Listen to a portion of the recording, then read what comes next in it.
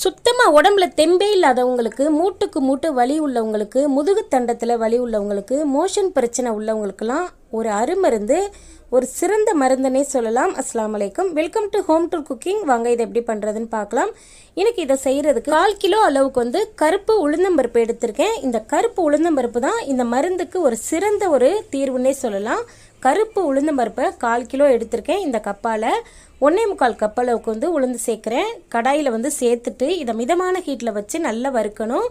கருப்பு உளுந்தம்பருப்பு வறுபட்டது எப்படி தெரியும்னாக்க, அது பார்த்திங்கன்னா நல்லா டப்பு டப்புன்னு தெரிக்கும். கலர் கொஞ்சம் பாருங்கள், லைட்டாக நல்லா ப்ரௌன் கலர் வந்ததுக்கப்புறம் இப்போது அடுப்பை ஆஃப் பண்ணிவிட்டு இதை ஆற வச்சுட்டு மிக்ஸி ஜாரில் சேர்த்துக்கலாம்.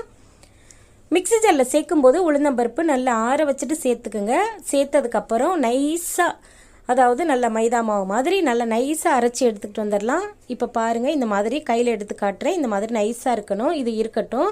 அடுத்து ஒரு கடாயில் 1 கப் அளவுக்கு வெல்லம் சேர்த்துக்கலாம். 1 கப் வெல்லம் சேர்த்திங்கன்னா அதே கப்பில் 1 கப் அளவு தண்ணி சேர்த்துட்டு இதை கொதிக்க விடணும். இதுக்கு பாகுபதம்லாம் எடுக்கணும்னு அவசியம் இல்லை, ஜஸ்ட்டு கரைஞ்சா போதும். இது நல்லா கரைஞ்சிருச்சு. இப்போ வடிகட்டி வச்சு நல்லா வடித்து எடுத்து வச்சுக்கலாம். அடுத்து ஒரு கடாயில் நம்ம அரைச்சி வச்சுருந்தா உளுந்தம்பருப்பு பவுடரை சேர்த்துக்கலாம். நான் இன்னும் அடுப்பை ஆன் பண்ணி வைக்கல. அதில் நம்ம கரைச்சி வச்சுருக்கிற வெல்லத்தை சேர்த்துக்கலாம். வெல்லத்தை நல்லா வடிச்சிட்டு சேர்த்துக்கோங்க. சேர்த்ததுக்கப்புறம் இந்த மாதிரி நல்லா விஸ்கு வச்சு நல்லா கலந்து விடுங்க.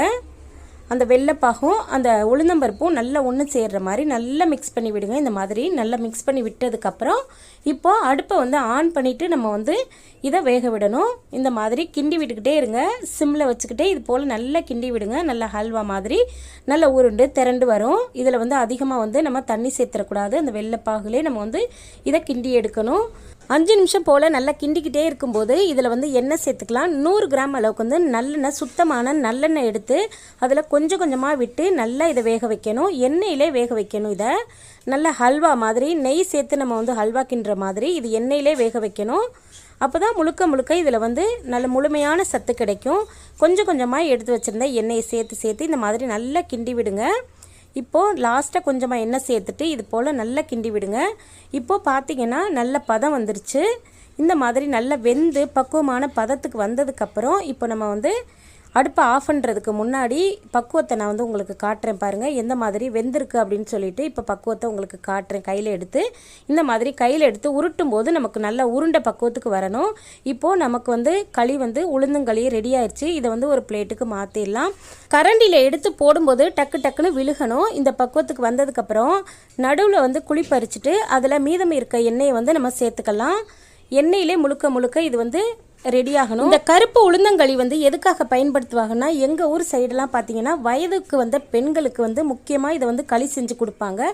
அவங்களுக்கு இடுப்பு எலும்புக்கு ரொம்ப ஒரு பலமாக இருக்கும். அதுக்காக பொதுவாகவே இந்த களியை செஞ்சு கொடுப்பாங்க. கல்யாணம் ஆன புது தம்பதிகளுக்கு இந்த களியை செஞ்சு கொடுப்பாங்க. ஒரு சில பிள்ளைங்களுக்கு களியாக சாப்பிட்றதுக்கு பிடிக்கலைன்னா இந்த மாதிரி லட்டு மாதிரி செஞ்சு கொடுங்க. கண்டிப்பாக விரும்பி சாப்பிடுவாங்க. இந்த உளுந்தங்களியை கண்டிப்பாக மாதத்தில் 2 தடவை செஞ்சு சாப்பிட்டு பாருங்கள். இந்த வீடியோ பிடிச்சிருந்தா நம்ம சேனல் ஹோம் டூல் குக்கிங்கு உங்களுடைய ஆதரவை தொடர்ந்து கொடுங்க. இதே மாதிரி சூப்பரான வீடியோவில் சந்திக்கிறேன். பா.